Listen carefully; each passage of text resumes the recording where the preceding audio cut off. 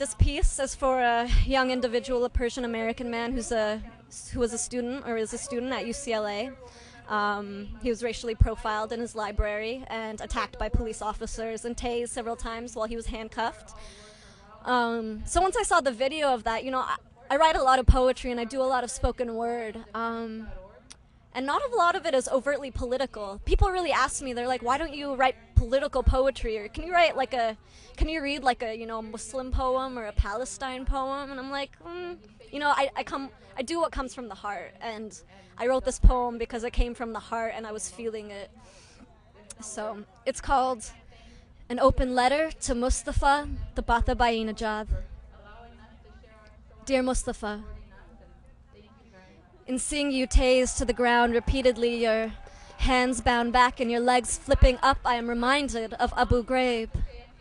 Don't let them tell you any differently, my brother, for the definition of torture lies in the unreasonable expectation and to demand that you stand up as they repeatedly kick you to the ground is a lot like holding out one hand with the promise of Muslim Americanhood, while the other hand holds a razor to slowly shave our rights away.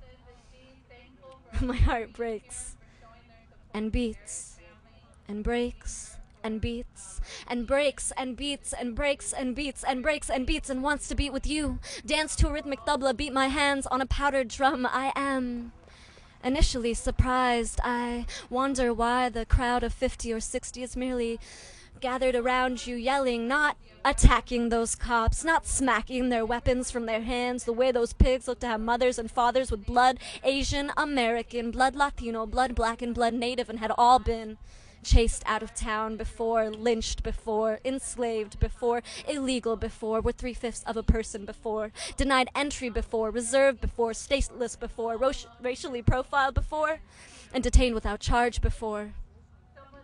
But then again, I am not surprised at all, for we will never learn to act, organize, deconstruct, beat a political drum and dance, and finally move our bodies en masse, stop going to work, stop going to class, stop driving cars, stop buying shit until we take the feeling that we have a lot to lose and finally get rid of it. I imagine myself being tased in my college library and honestly would not expect anyone to intervene on my behalf. I turned to my friend and asked, this is how it begins, right? Occupation, police states, war and proxy, undercover cops, see? We be the enemy, the blood-pulsing destiny of this dying country. 6 imams forced off a plane for worshiping God in a way good old Americans didn't understand. The FBI interviews male members of my family as a matter of course. I fly with blank passports to countries scarred by wars. My mummy on a plane and threatened by the man next to her for wearing hijab and asking him not to curse. They wonder why we hate them. They want us to stop being angry, to not mark off our tiny plot of existence and call it our own brother. I find myself in sad, lonely moments whispering, I want to go home. Not quite sure where that is. Dear Mostafa,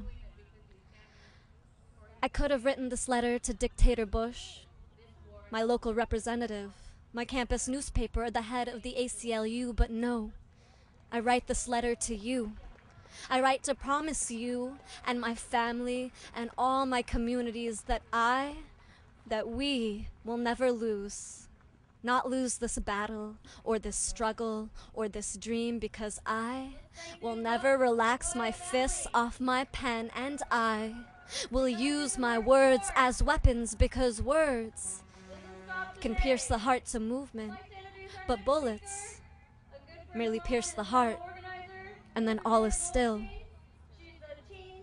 In love, solidarity, resistance, and respect, Afros. Thank you.